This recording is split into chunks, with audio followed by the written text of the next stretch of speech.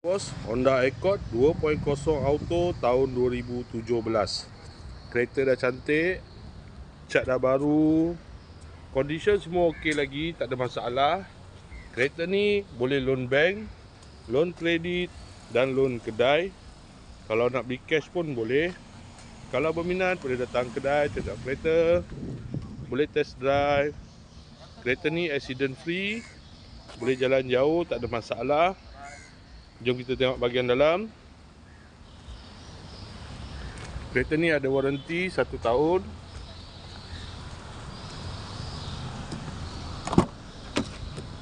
Dalam masih cantik lagi, leather seat.